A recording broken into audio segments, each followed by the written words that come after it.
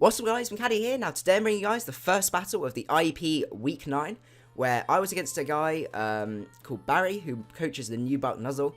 Now, I've had quite a few battles with this guy. I think I've had 2 so far in this league, because he's not in my division, but he's in the other division within my conference.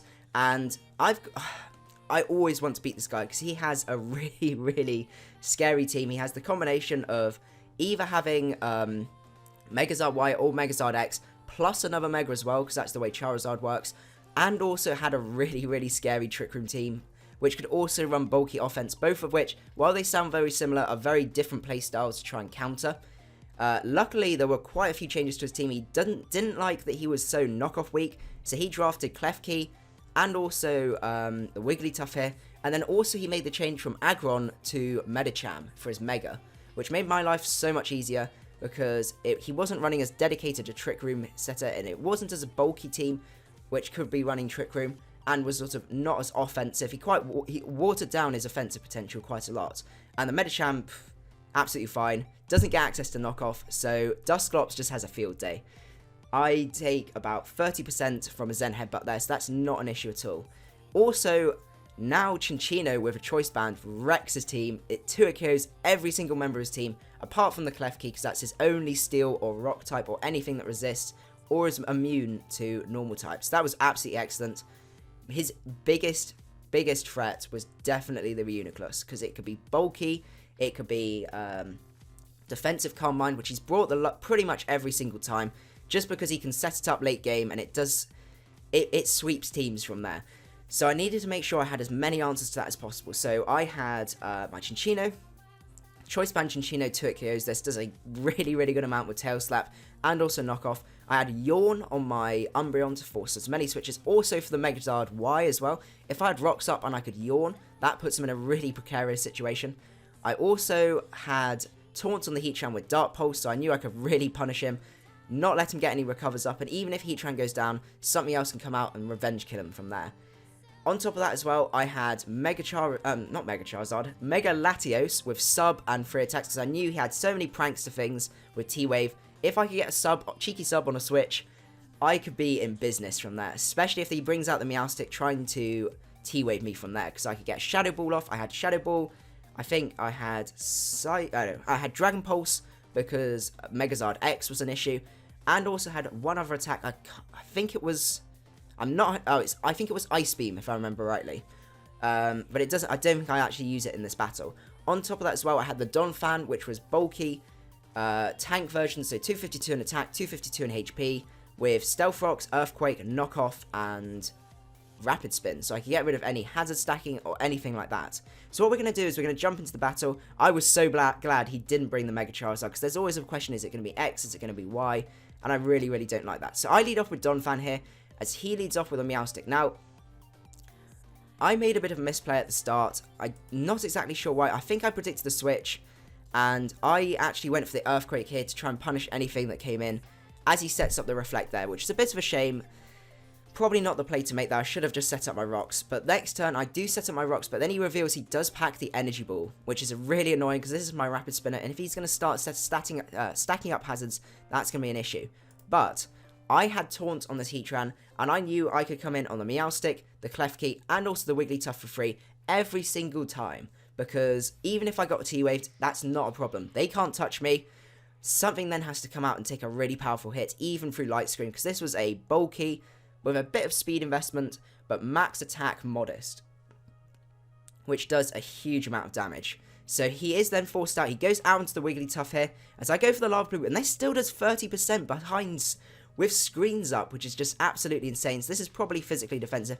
I get the burn as well, which really puts a timer on this guy. I go for the taunt here, because I knew he was going to go for a Wish or a Heal Bell here, as he's now in a bit of a sticky situation. He does go out into the Hitmontop here, as I managed to get another... I go for the Flash Cannon this time, which I probably should have gone for a Lava Plume, but I didn't want this guy doing any damage to me at all.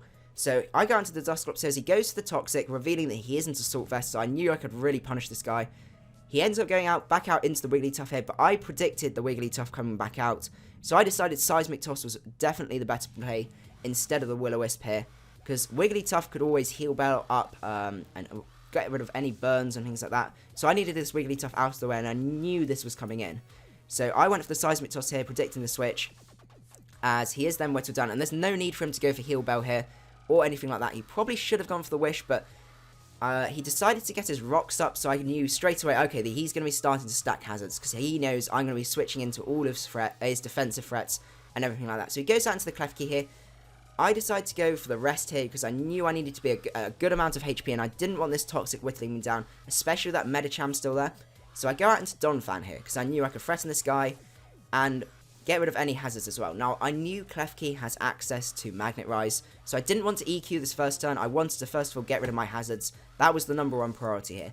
So I decided to go for the Rapid Spin here as he does reveal that he is Magnet Rise. He was forced to go that turn. As I go for the Rapid Spin and get rid of all of the hazards that he'd been stacking up so far, which is absolutely excellent. So I then go out into the Heatran as he starts stacking up more spikes, and we all know where this is going, but now I have a free switch into Heatran. No screens are up. Something's going to take a massive hit here, and that ends up being the Hitmontop. So the Hitmontop comes out now. I go for the Lava Plume, doing a huge amount of damage. Absolutely excellent. So I can now go out into Dusclops, because unless he has the Foresight, I knew this guy cannot touch me at all. So he does go for the close combat here because he's kind of forced to. And here I predict a double back out into potentially the Klefki or something like that, because he knew I wouldn't be able to touch that. So I predicted this double and went back out into Heatran here, as he does end up actually staying in and going for the Foresight, which made my life a little bit harder. So I actually had to go back out, and I knew Latios. I did a calc. Latios can take every single hit from this guy, and also not have to worry about having to take any. Not have to worry about him breaking my subs, because sub 3 attacks is absolutely excellent, especially with the number of prankster things he's got. So he does go for the Rapid Spin here, as now I'm in a position where I can sub for free. Close combat does about 23%. He does what I predicted him to do, goes out into the Meowstic to try and get that T-Wave off, as I put up a sub here, and he does start setting up light screens instead. So I go for the Shadow Ball. This is still doing a really good amount of damage, and I knew I need to just get this Meowstic out of the way and get rid of these screens. So he does end up switching out into the Klefki here. A Shadow Ball does a really pathetic amount of damage, which is a real shame. Now, I didn't want to hazard stack, so I decided to sacrifice that sub there, go out into Heatran, because I knew this was another free switch out into the Heatran. So I just went for Lava Plume here. There's no point over predicting, as I do go for the Lava Plume out, as he goes out into the Reiuniclus here. Now, this is a bit of a sticky situation, because he's behind screens. I didn't want him to set up exactly what he did there with the Calm Mind. So I actually went for the Taunt here, as I knew I just needed damage on this guy. That was going to be the #1 priority, as he does show he has the Shadow Ball, but he gets the drop. And this Heatran is really, really important to me, so I didn't really want to actually then stay in. So I ended up going out into Chinchino, because I knew I could take. He has to go for Shadow Balls, because Psyshocks do absolutely nothing. So he does go for the Shadow Ball, hit does absolutely 0. The Taunt does end this turn, which is a bit of a shame, but I do end up forcing him out into the Hitmontop here, so I can just go for a U-turn. Absolutely fine on my part, as I now go back out into Dusclops here. Bit of a questionable play. I probably could have gone back out into the Latios, but I knew then the Klefki could come out and hazard stack, so I needed to get rid of that. So I do go for the Sleep Talk, and luckily I take out this Meowstic with a Seismic Toss, which is absolutely fantastic. Now I go back out into the Heatran here, as he does go for a Calm Mind, and I just need this guy out of here. I couldn't afford to let him recover, so I actually double out into Chinchino here, predicting the switch, and he does go for the Shadow Ball here.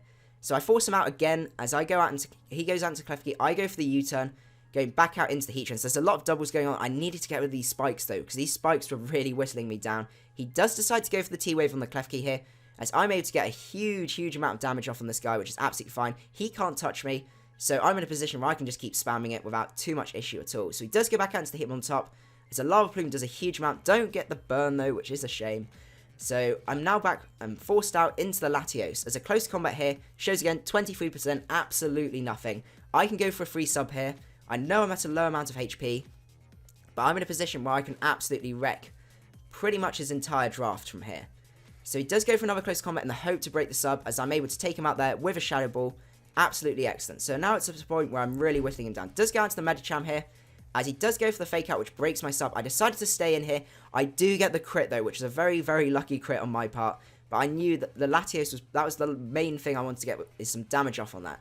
Does go into the Klefki here. The T-Wave was quite obvious from here, so I decide to go. He does go for the Magnet Rise again, and I knew that trick was coming again, so I decided to go for the Rapid Spin here, get rid of any hazards that were on my side, and this is another free switch out into whatever I want, but I decided to go for the knockoff hit in case the Reiuniclus comes out, and I do get a crit on this as well, taking that out. So end game, we have this Reiuniclus, which is a pain, because this means I couldn't roar it out or do anything like that. Not that I had roar, but he could potentially still 6-0 my team from here. Sorry, not 6-0. He could still potentially KO my team from here. So I had to go into Umbreon, had to Yawn here, because I knew his best hitting move was the Shadow Ball. So I decided to go for the Yawn here. As a Foul Play does a tiny bit of damage, I couldn't afford to switch out in case something that I wanted to come in and would take a massive hit and then die. So I decided to go into Chinchino here, as he's now asleep. I had to hope I had a good amount of turns for sleep, but at this point here, he'd either have to recover up, or he would have to get an attack off, and if he got an attack off, he would lose. So he does go for the recover here, and fortunately, I now do enough damage to actually take him out from here, which is absolutely fantastic. So I do manage, after 47 turns, to still manage to get a 6-0, which is just absolutely insane.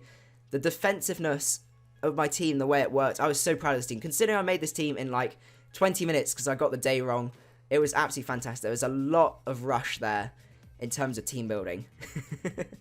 So yeah, I hope you guys enjoyed this battle. It was definitely one of my top battles. I must admit, I feel I played my best in this battle. This is probably one of the battles where I'm the most proud of how my team worked, how I team built, and also how I played within the game. So I hope you guys enjoyed the battle, and I will see you guys at the next one.